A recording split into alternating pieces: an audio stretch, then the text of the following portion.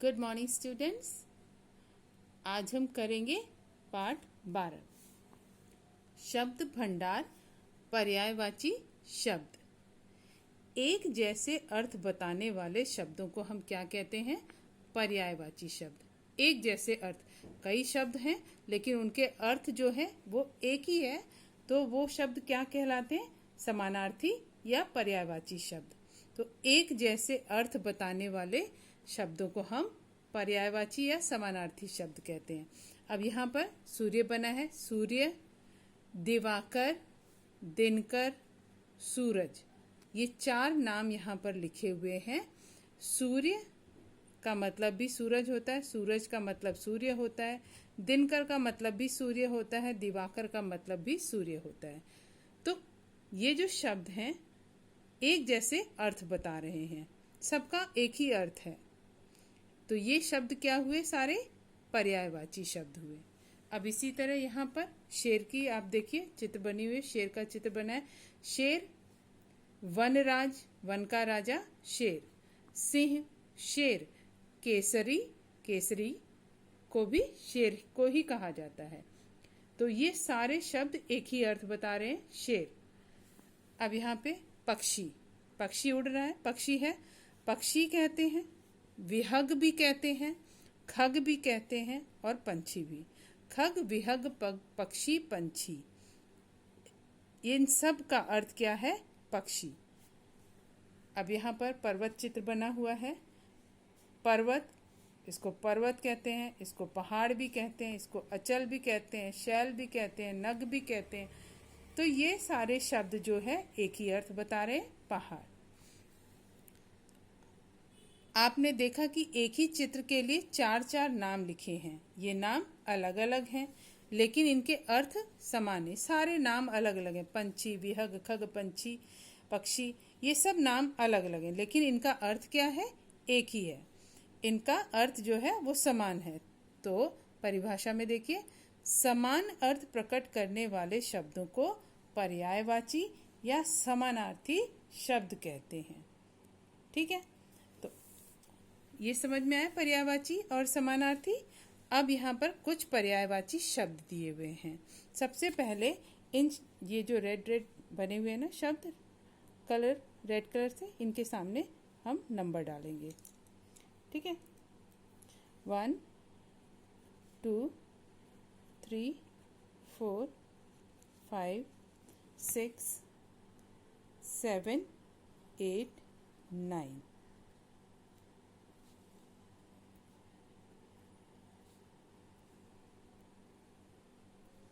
सिर्फ 9 तक। ठीक, ये 9 तक ही अभी आपके हाफ ईयरली से पहले जो भी आपका सिलेबस है वहाँ सिर्फ 9 तक ही आएगा। उसके बाद 9 के बाद आगे। तो आपको सिर्फ 9 तक ही अपनी कॉपी में करना है और याद करना है। तो पहला देखिए शब्द है हवा। समीर, पवन, वायु, ये तीनों अलग अलग नाम है लेकिन सबका अर्थ क्या है? हवा। आँख, चक्षु, नेत्र, नयन, इन तीनों का, ये तीनों शब्द अलग हैं लेकिन उन सब का अर्थ है आँख। नारी, नारी को कहते हैं स्त्री, महिला, औरत, शब्द अलग हैं लेकिन अर्थ एक ही है। सांप, सांप को कहते हैं सर्प, नाग, विषधर, विष को धारण करने वाला, विष को कौन धारण करता है? सांप, तो इसे विषधर कहते हैं। ठीक, अब नीचे पृथ्वी, पृथ्वी को क्या क्या नाम दिए गए हैं? भूमि, जमीन, धरती।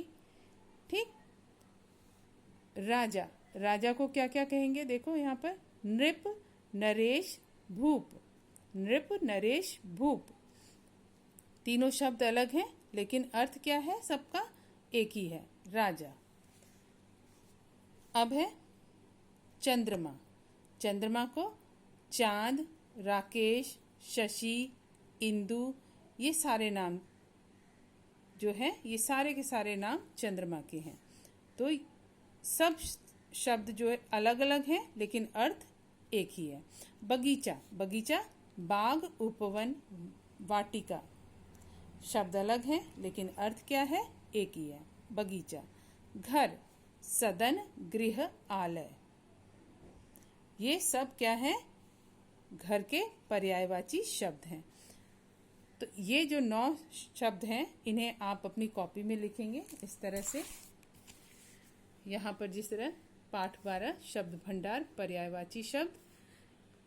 परिभाषा दीजिएगा पहले।